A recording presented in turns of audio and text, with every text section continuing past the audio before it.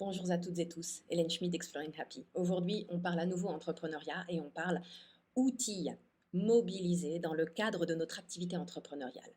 Moi, comme vous le savez sûrement, mes outils de prédilection, c'est principalement le design humain et de plus en plus les clés génétiques. Pour certains, ce sera l'astrologie, pour d'autres, ce sera ProcessCom, la PNL, ceci, cela, les soins énergétiques, etc., etc. Là, j'ai un panel extrêmement réduit que je vous liste. Ce qui est important de comprendre, c'est de ne pas laisser l'outil phagocyter notre activité entrepreneuriale. C'est-à-dire que cet outil doit être au service de notre manière de fonctionner, de notre conviction profonde et d'une démarche donnée. Il s'agit de toujours laisser l'outil à sa juste place et non pas de le laisser définir notre activité. Les gens ne devraient jamais venir à nous de manière primaire pour un outil, aussi intéressés soient-ils par le dit outil. En ce sens où lorsqu'on laisse ce pouvoir à l'outil, en fait, on se dilue dans la masse, on s'homogénéise bien malgré soi, parce qu'on laisse tout le pouvoir, toute la place à quelque chose qui n'est là que pour soutenir une démarche dont nous, on est par ailleurs convaincus. Là, je parle en particulier des personnes qui sont dans l'accompagnement de l'humain. Et plus on mène cette réflexion de se dire, OK, quelle est ma manière à moi unique d'utiliser cet outil? Au service de quoi? De quelle démarche je mets cet outil? À qui je m'adresse? Quel rapport à l'outil ont les gens qui vont venir à moi? C'est déjà 3 questions très importantes. Et ensuite, il s'agit vraiment d'apprendre à assumer un parti pris, à assumer que peut-être vous allez mobiliser cet outil d'une manière vraiment qui vous est spécifique, au service, ici encore, d'un cheminement qui vous est spécifique également. Prenons un exemple, le mien par exemple, et ensuite je vous prends notre cliente en exemple.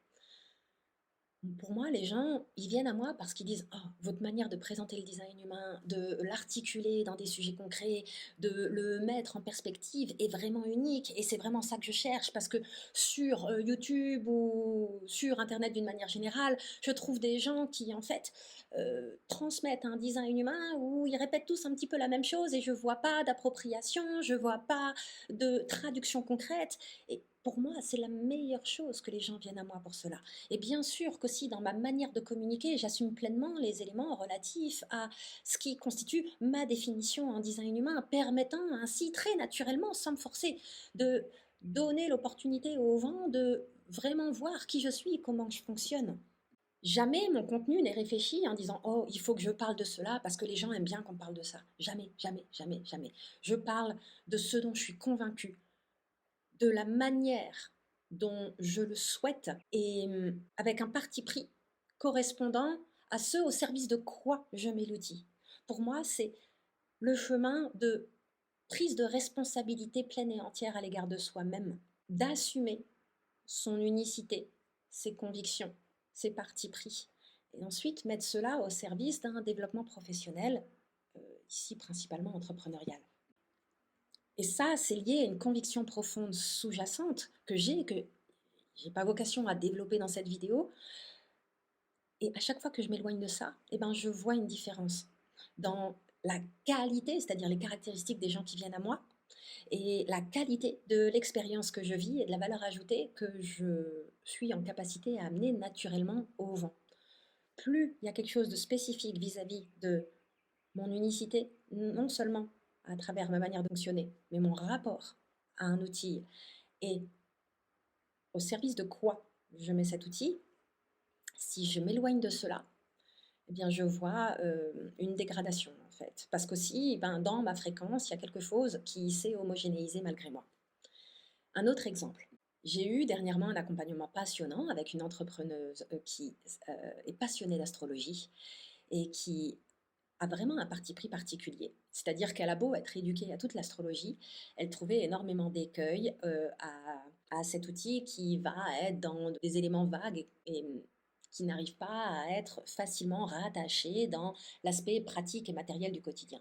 Et elle a vraiment creusé certains sujets spécifiques en astrologie, en particulier les nœuds, et elle y a vu quelque chose qui était justement pratique et transposable dans un cheminement introspectif concret que peuvent mener les gens. Et elle est profondément convaincue de l'importance de cette démarche-là, quitte à aborder uniquement cet aspect spécifique de l'astrologie. Mais elle se l'interdisait. Et du coup, elle était frustrée et amère, non seulement vis-à-vis du contenu qu'elle se forçait à créer, mais des personnes qui pouvaient parfois venir à elle. Et là, on est dans le cœur du sujet. En se forçant à créer du contenu, et sûrement aussi en se forçant dans telle ou telle posture, ce qu'on a été creusé avec les éléments plus spécifiques de sa définition en design humain, eh ben, elle passait à côté de l'opportunité de se faire voir pour qui elle est et pour ceux dont elle est profondément convaincue et pour le cheminement spécifique qu'elle propose aux gens. En apprenant à assumer ça, ce sur quoi on a travaillé, eh ben, elle se différencie naturellement, non seulement sur le fond, donc sur l'aspect spécifique, et sur sa manière d'être, mais sur la forme, c'est-à-dire sa manière de présenter, de communiquer. Et il y avait une libération incroyable en elle de comprendre que non seulement il était correct pour elle de se donner cette autorisation, mais c'était un avantage entrepreneurial vraiment certain. Donc voilà, je vous laisse avec cette réflexion en espérant que ça vous donne de la matière à vous poser cette question-là. Quel pouvoir et quelle place vous donnez à votre outil? Est-ce que vous faites partie des gens qui brandissaient en étendard tout un tas de diplômes et de qualificatifs et qui vous planquez inconsciemment derrière cela? Ou est-ce que vous souhaitez justement pivoter, renverser la vapeur à cet égard? Si vous souhaitez faire ce genre de démarche, c'est typiquement le genre de choses que j'adore faire avec mes clients et mes clientes. Donc n'hésitez pas à aller regarder les liens en description de cette vidéo. Et si cela vous semble correct, de réserver un rendez-vous découverte et nous verrons ensemble déjà si je peux vous aider et comment je peux vous aider en fonction de la nature de mon offre à ce moment-là, parce que les choses sont pas mal en train de bouger en ce moment. À bientôt!